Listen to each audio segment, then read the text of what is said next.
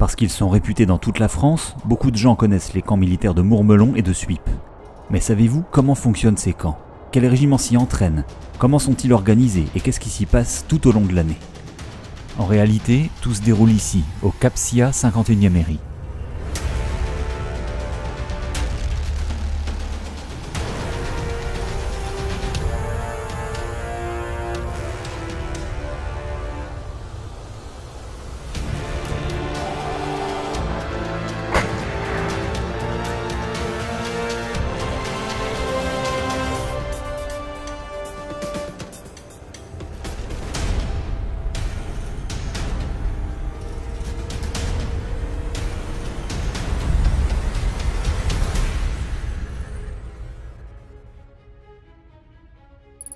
Le CAPSIA 51e Héry est un centre d'entraînement. CAPSIA pour centre d'appui et de préparation au combat interarmes. Dépositaire des traditions du 51e régiment d'infanterie, le régiment est aujourd'hui au service de la préparation opérationnelle des armées, entièrement dédié à l'entraînement des troupes. Il emploie des civils et des militaires, spécialistes de toutes les armes, afin d'accomplir ses différentes missions sur la vaste zone des camps de Champagne. L'une des particularités du centre, c'est qu'il s'étend sur deux garnisons, celle de Mourmelon et celle de Suippes. Ces deux villes, au riche passé militaire, sont à proximité immédiate de Reims et de Châlons-en-Champagne. Deux compagnies se trouvent à Mourmelon-le-Grand. Voisines d'autres unités de l'armée de terre, les compagnies du CAPSIA sont en charge du camp adjacent à la ville. Elles y effectuent plusieurs des missions majeures du régiment en lien direct avec la préparation opérationnelle des unités, principalement dédiées à la manœuvre et à l'instruction. Une compagnie, quant à elle, se trouve en garnison à Suippes. En charge de ce second camp militaire, cette compagnie s'occupe du contrôle et de la sécurité des tirs sur l'ensemble de nos camps. Parce que le CAPSIA 51e Héry, ce sont trois camps militaires destinés à l'entraînement. Celui de Mourmelon tout d'abord, qui est le plus ancien. Créé en 1856 par l'empereur Napoléon III, ce camp que l'on appelait autrefois le camp de Châlons, aménagé dans la plaine de Champagne, était destiné à faire manœuvrer les troupes, et son rôle n'a pas changé depuis. Le camp de Mourmelon dispose de multiples zones de manœuvre et d'entraînement, permettant de faire progresser les troupes comme les véhicules. Aménagé de manière optimale afin de préparer les forces avec réalisme, il comporte de multiples zones spécifiques telles que des checkpoints, une base avancée, une zone consacrée à la détection des engins explosifs et même un village factice entièrement dédié au combat en localité. Du soldat au char d'assaut, de la logistique aux troupes d'infanterie, l'armée de terre entière et quelques unités extérieures viennent s'entraîner à Mourmelon. Le camp de Suippes, quant à lui, a une histoire très différente.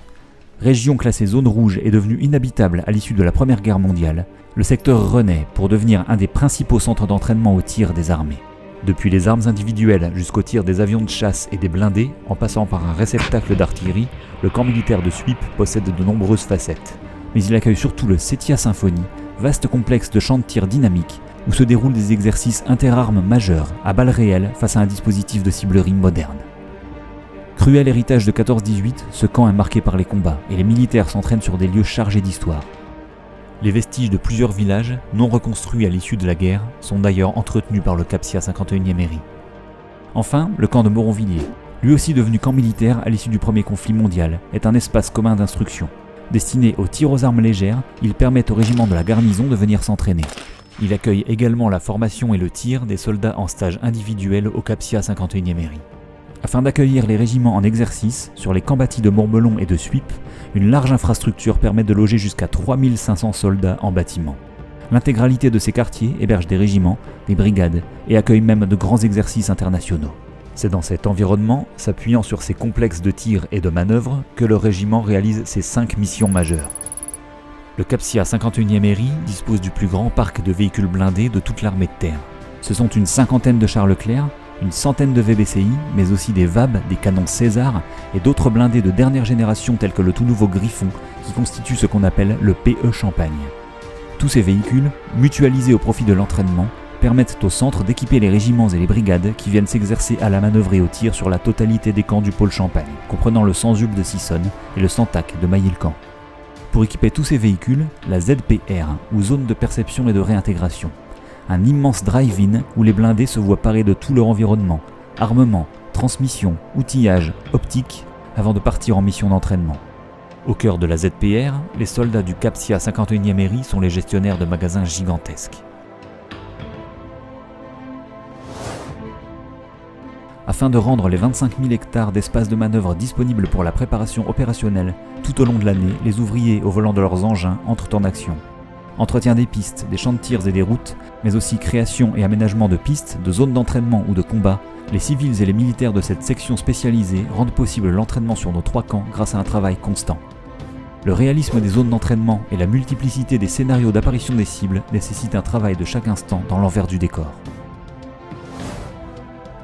Composante essentielle du régiment, le 7e Symphonie, pour centre d'entraînement au tir interarmes, est chargé d'entraîner et de contrôler les unités lors de manœuvres interarmes à tir réel. Au plus près des troupes, dans toutes les conditions d'emploi et dans un contexte de haute intensité, les contrôleurs de manœuvre du CAPSIA 51e ERI conseillent et épaulent les unités à l'entraînement, qu'il s'agisse de l'infanterie, des blindés, des artilleurs ou des sapeurs. La présence d'un champ de tir air-sol sur le camp de sweep permet aussi d'intégrer l'appui aérien au sein des exercices.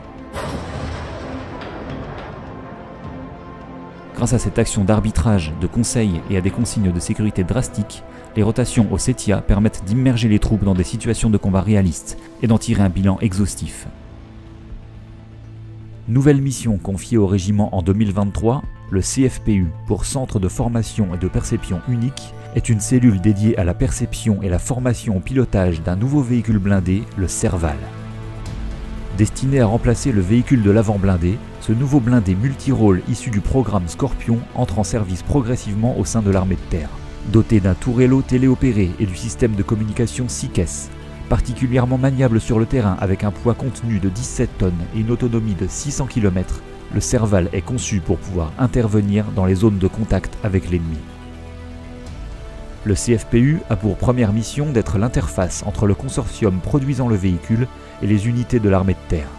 À ce titre, il lui revient de percevoir les véhicules, vérifier leur bon fonctionnement, puis les distribuer dans les unités nouvellement servalisées.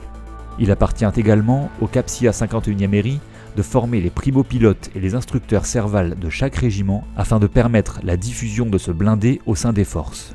Pour ce faire, le centre dispose d'une infrastructure efficace, comme un tourello d'instruction téléopéré permettant d'apprivoiser le fonctionnement et l'interface de tir du véhicule avant d'embarquer sur le terrain. Des moyens pédagogiques permettant de découvrir le blindé et son environnement. Enfin, le camp de Mourmelon, tout proche, est le lieu d'initiation idéal pour le pilotage du véhicule dans des conditions de roulage et de franchissement de difficultés variées. Les équipages repartent du CFPU avec une connaissance et une expérience du véhicule, leur permettant d'être à leur tour formateurs au sein de leur régiment. Plus de 2000 exemplaires du Serval équiperont l'armée de terre à l'horizon 2035.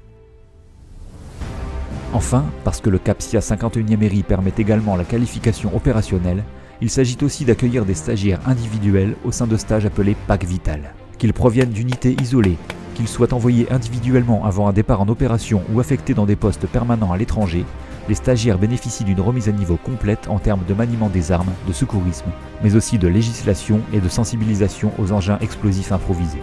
Par ailleurs, le centre peut mettre de l'armement étranger et des instructeurs spécialisés à la disposition d'unités qui agiront en opération extérieure dans le cadre de partenariats opérationnels.